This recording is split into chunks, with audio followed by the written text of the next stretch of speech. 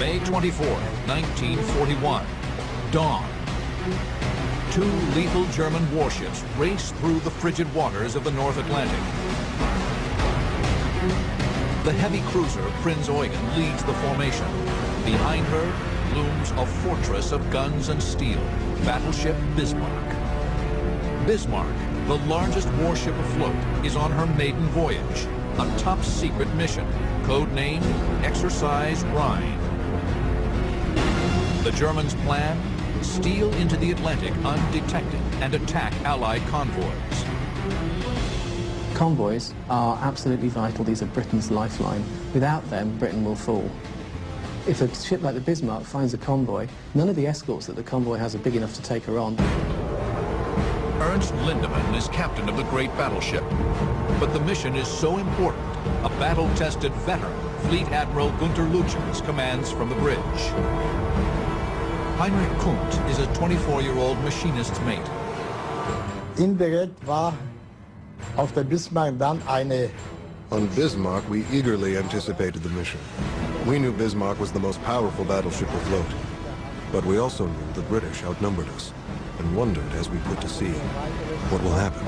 Im Atlantik dran gedacht. Unknown to the Germans, 30 miles to the southeast, two British ships steer an intercept course at full speed. The battleship Prince of Wales and the pride of the British Navy, HMS Hood. Admiral Lancelot Holland commands the operation from Hood. Ted Briggs is an 18-year-old signalman. Hood's reputation was fantastic. She was the be-all and end-all as far as we were concerned. Without a doubt, she was the most famous warship of any kind, of any country.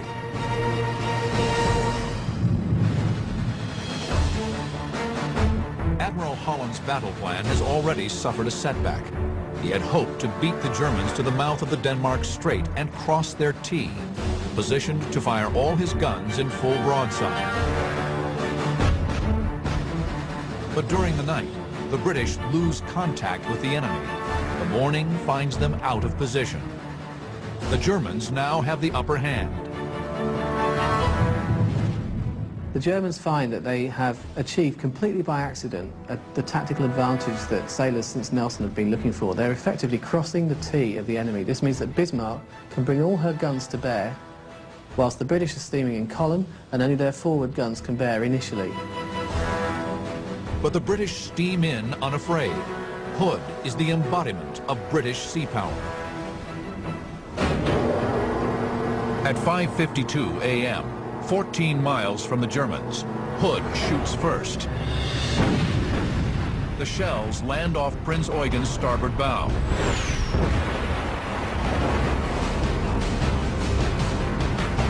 A salvo from Prince of Wales quickly follows. The British shells miss their mark. British armor-piercing shells plunge into the sea. Huge columns of water erupt around the German ships, but Admiral Lütjens holds his fire. Und so viel ich mich erinnern kann, haben wir etwas früher gewechselt. We went to action stations and were waiting for orders to fire. The anticipation was unbearable. We knew we were under attack. But why weren't we shooting back?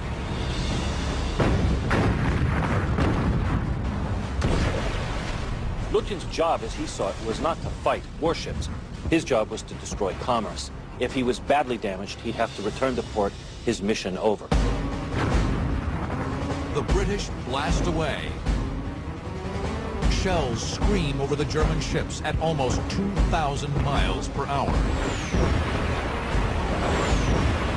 But Lütjens still refuses to return fire. Finally, a frustrated Captain Lindemann steps in and says, "I will not have my ship shot out from under my ass." Bismarck opens fire.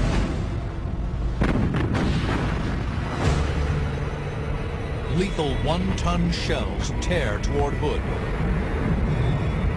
Germany has unleashed the fury of the most powerful warship on Earth.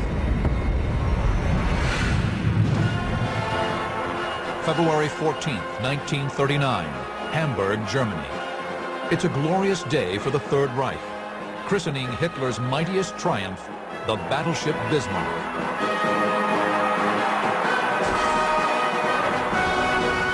German newsreels proudly claim the great ship weighs 35,000 tons, the legal limit set by international naval treaties after World War I. The truth is a closely guarded secret. Bismarck weighs an astonishing 50,000 tons.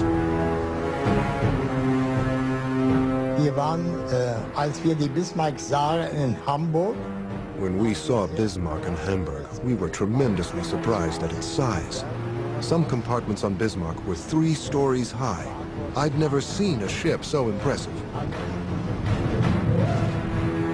She's nearly 1/6 of a mile long. Her sides are armored with 13 inches of steel, and her 118-foot beam creates a uniquely stable platform for her 8 15-inch guns. Not only was I extremely proud to get back ships of that size, it was the biggest and was the extreme sign of power.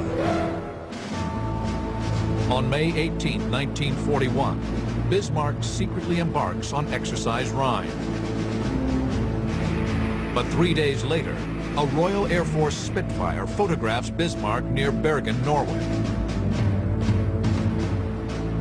The Royal Navy quickly dispatches battleship Prince of Wales and Britain's largest warship, HMS Hood. When commissioned in 1920, Hood was the longest and fastest warship in the world. She's 860 feet long and weighs 48,000 tons. Both Hood and Bismarck are armed with 8 15-inch guns that can hurl 1,700-pound shells over 15 miles. But Bismarck's newer guns can fire 3 shells a minute to Hood's 2. The critical difference is armor. Bismarck, a battleship, is heavily armored. Hood, a battle cruiser built for speed, is not. They were designed to hunt down and sink enemy cruisers. They were never designed to stand up in a line of battle against battleships. Hood's deck is no more than 3 inches thick. Shells dropping from a steep angle, called plunging fire, can easily punch through and explode inside. She was always intended to go in for a full refit, to have the deck armor fortified. But unfortunately, war was declared and she couldn't be spared.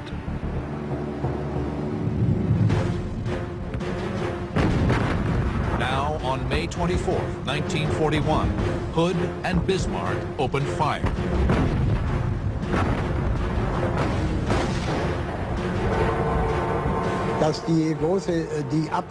When the big guns fired, the entire ship staggered. It felt like it was bending and was pushed sideways in the water. It was amazing. The guns were so incredibly powerful. Hood and Prince of Wales are here. Bismarck and Prince Eugen are here, 13 miles away. Knowing the threat of plunging fire to Hood, the British race in, trying to get close enough to force the German gunners to fire at a flat trajectory. The shells will hopefully strike Hood's 12-inch hull armor, rather than the thin deck. Bismarck's first salvo barely misses, exploding just off Hood's starboard bow. Bismarck fires again. The German gunners zero in with deadly efficiency.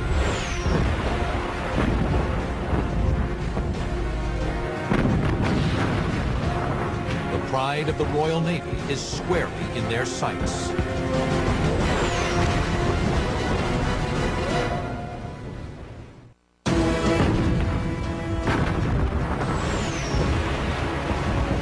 May 24, 1941.